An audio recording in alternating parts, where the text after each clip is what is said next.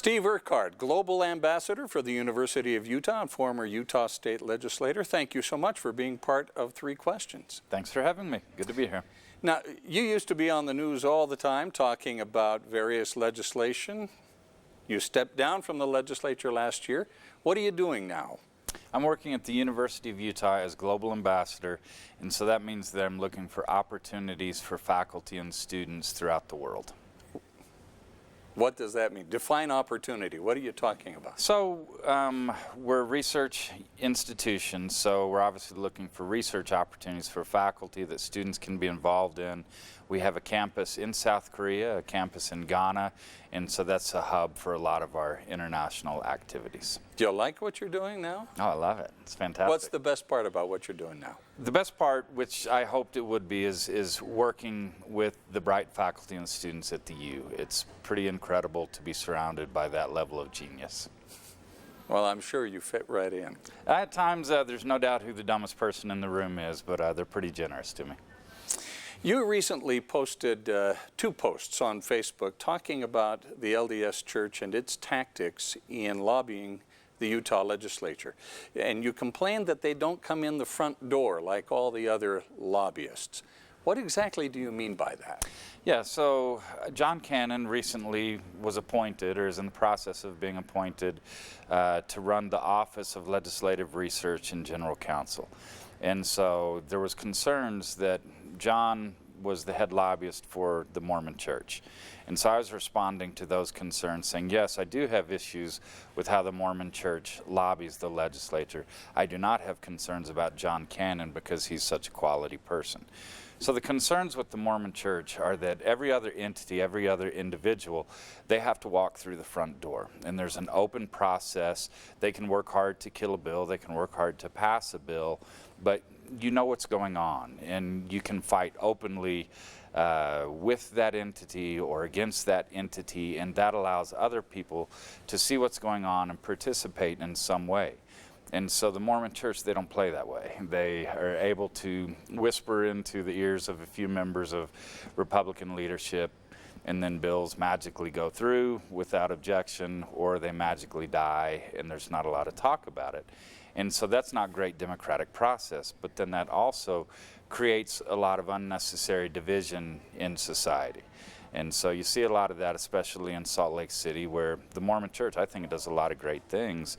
And I've always been a bit surprised that it wasn't lauded more for those great things, that it's quickly criticized. And I realized that this is a big part of it, is the non-Mormon population of the state, especially in Salt Lake City, they don't feel like the church is participating like they should. Rather, they're dictating outcomes, and that tends to create division. When you say that the church is whispering in the ears of the leadership of the legislature, can you be specific? I mean, are they really pulling them aside and saying, hey, listen, this is what we really want to do? And have you seen that happen up there? Yeah, absolutely. I mean, I've had bills that have happened on. I've seen other bills that I've been interested in. You know, it tends to be the things you would expect.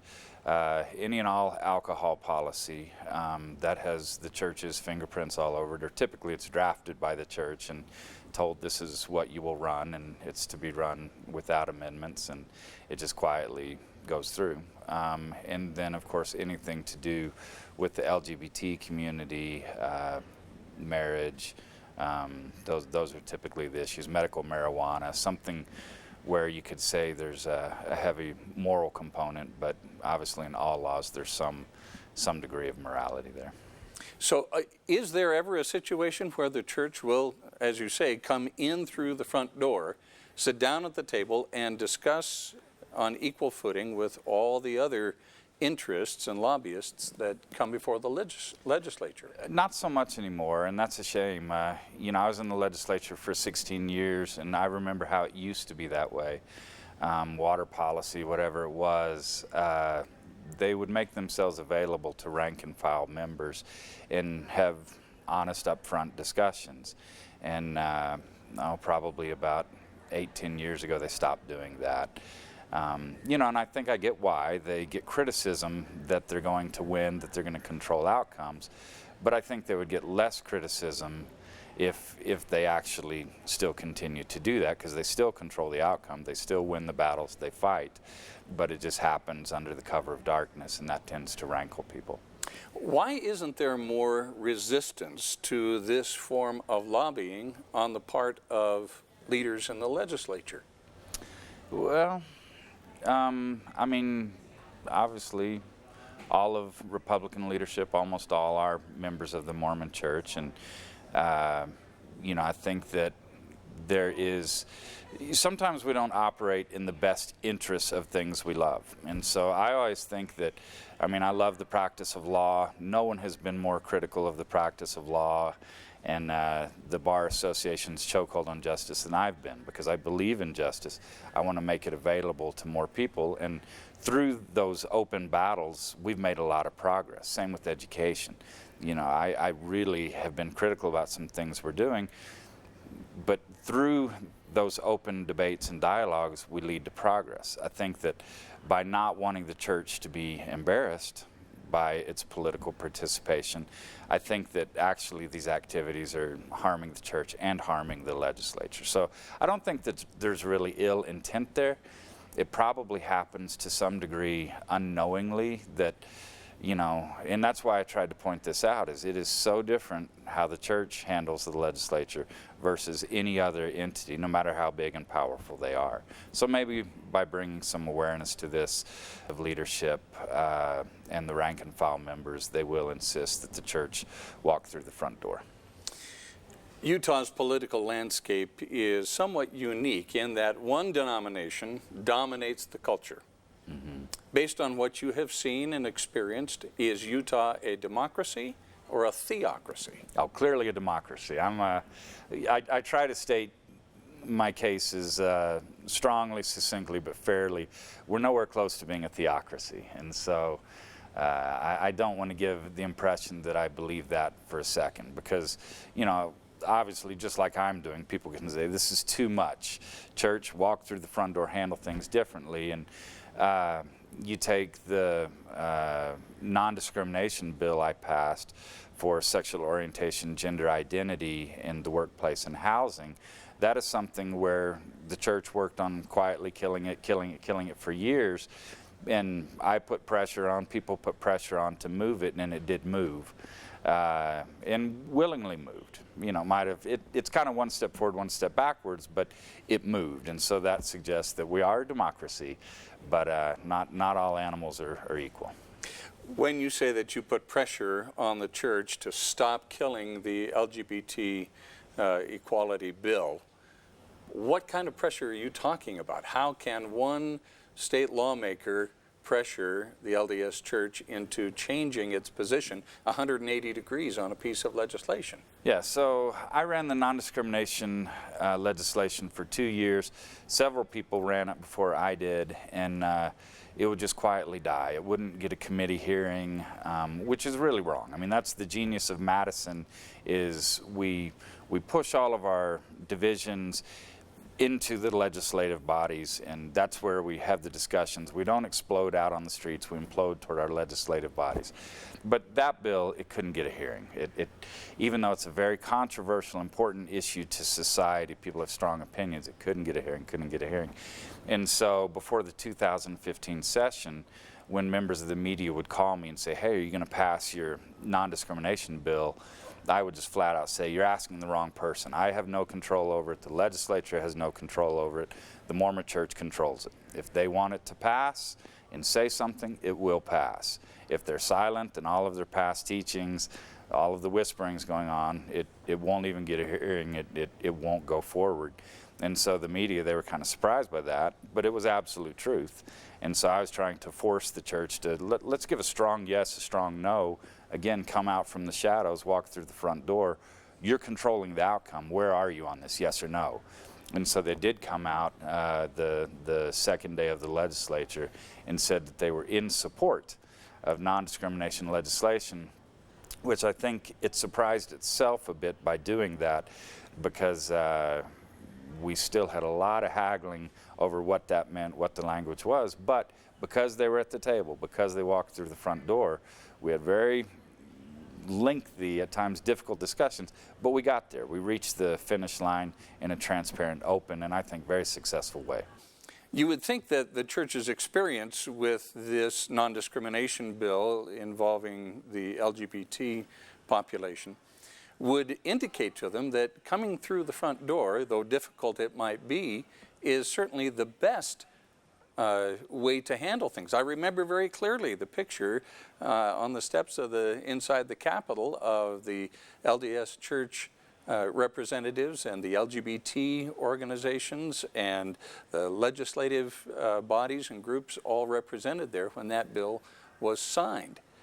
You would think that they would want more of those opportunities.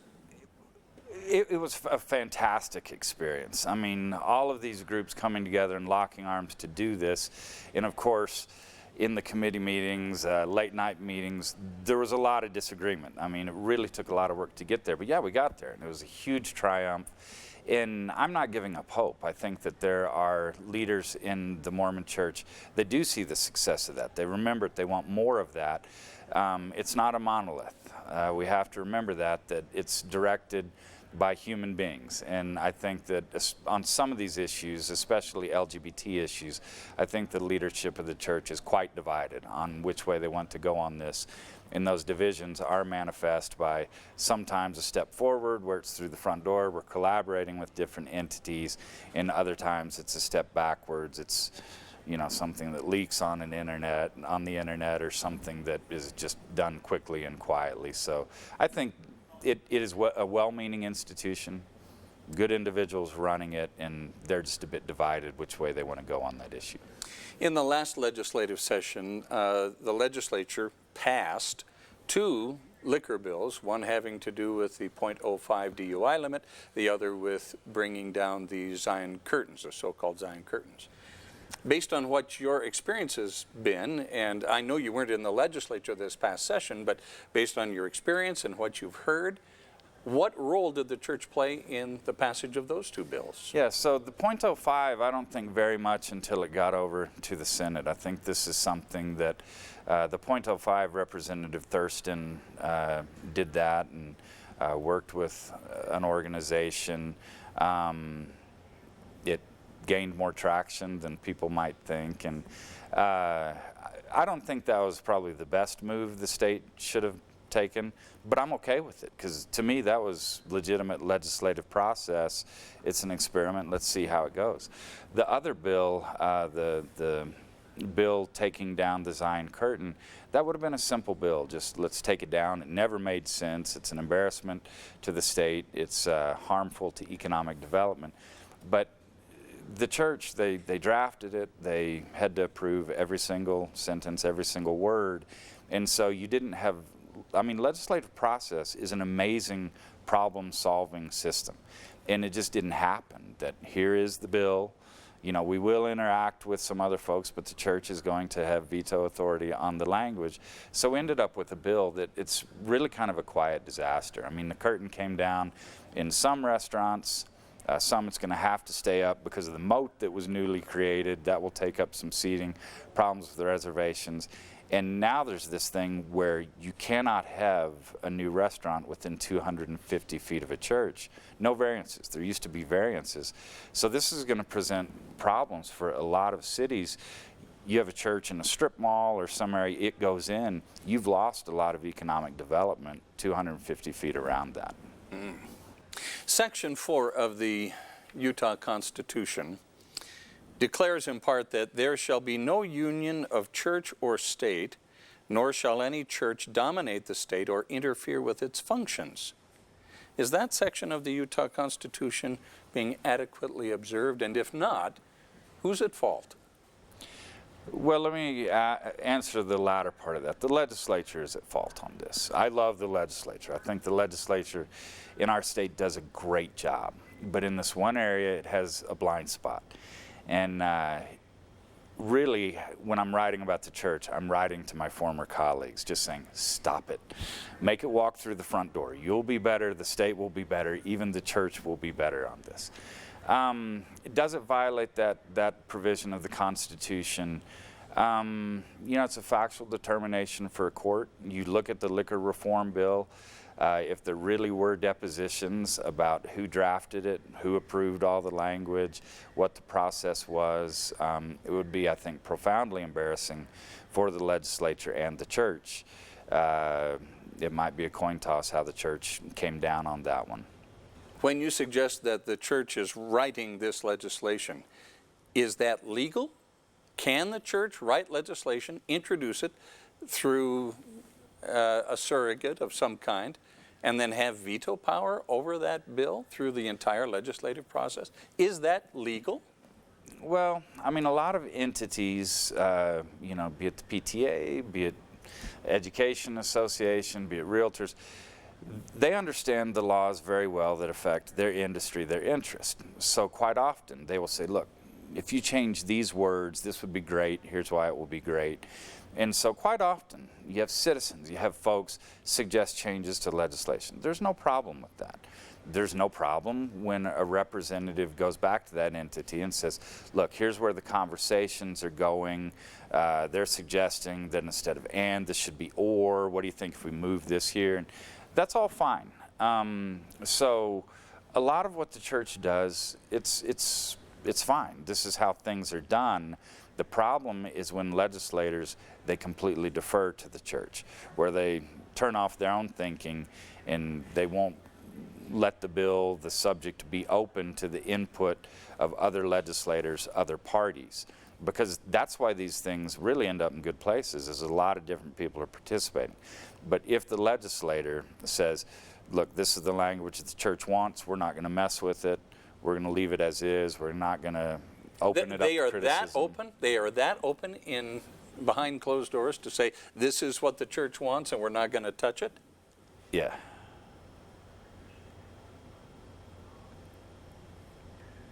And it's not, and it's to a small crowd, but you know, if you're there saying, why on earth can't we change this? Then sometimes the answer is the church won't let it.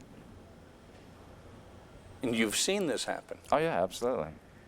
I was up there 16 years. I mean, I ran a lot of legislation that you know, the church either supported or actively opposed. Yeah, I mean, I know how things work in the legislature. This isn't a secret to anyone who's actively been up there. I receive, since I put up the original Facebook post, I've received a lot of texts, a lot of messages from folks who have been active in the legislative process, from current and former legislators. There's a lot of quiet support for bringing this issue to light. You served in the Utah legislature for 16 years. Right. And experienced what you have described in your Facebook posts. Why haven't we heard more about the way the church lobbies and its tactics up at the legislature? Well, it's one of these secrets that everyone knows, right? I mean, that's a lot of the response I'm getting on my Facebook post is, duh, this is news to someone. And so the folks who are up on the Hill, I mean, ask anyone who's fought for medical marijuana, who has fought for same-sex marriage or LGBT rights. You know, ask anyone who's fought for alcohol policy, any kind of change. There's no question who controls the process. Again, it used to be a little more open. And that's why I wish the legislature would require the church to walk through the front door. Why I wish it willingly would walk through. It still will control a lot of the outcomes, and I'm okay with that. There are a majority of people in the state are Mormon. Clearly, a huge majority of the legislatures are Mormon. That impacts how people think. I mean, whether it's Catholics in Boston, whether it's Baptists in Texas, people's morality, the ethics that they live by, that will have an impact. It will have an impact on the policy of this state. I'm okay with that. Utah's an awesome, amazing place. I give a lot of credit to the Mormon Church for that. I don't have issues with the Mormon Church other than I appreciate what it does here, what it does globally. Just walk through the front door. That's all I'm asking. You have tremendous power. Understand that. When you're in the majority and you can control things, you have an obligation to the minority, to other participants in the process, to use that power magnanimously. Some may interpret your concerns as being anti-Mormon church, and some may dismiss you and your concerns because of that. Would you classify yourself as an opponent of the LDS Church? No, not at all. So one brother and my mother and I, we joined the Mormon Church when I was 10 years old. And I'm really glad we did. It did so much good for us. And you know, I married my wife in the temple. My kids were raised in Mormonism, and I think that provided a very solid mooring. And I don't go anymore, but I am Mormon. You know, unless they kick me out, I'm Mormon till the day I die. That's my tribe, and I like Mormons and Mormonism. So I don't view myself as anti at all, just like I don't view myself as anti-legal profession, anti-education, anti-anything where I'm saying we can do better. And so here I'm looking at two entities I've spent a lot of time with, I know well and I love, the legislature and the Mormon Church. All I'm saying is we can do better. And by doing better, by saying, okay, Mormon Church, we know you're going to win a lot of these issues. Walk through the front door. We're going to do this in the open, in public. I think that provides a lot of healing for the state. We have unnecessary divisions between Mormons and non-Mormons. I think that if the church walked through the front door politically, if it were required to do that, I think a lot of non-Mormons would respect it. They'd understand, rather than the church whispering why it wants something. If it's out in public, I think people might be able to rest a little easier with that. Steve Urquhart, Global Ambassador for the University of Utah and former state legislator, thank you so much for being part of Three Questions. Thank you. Great conversation.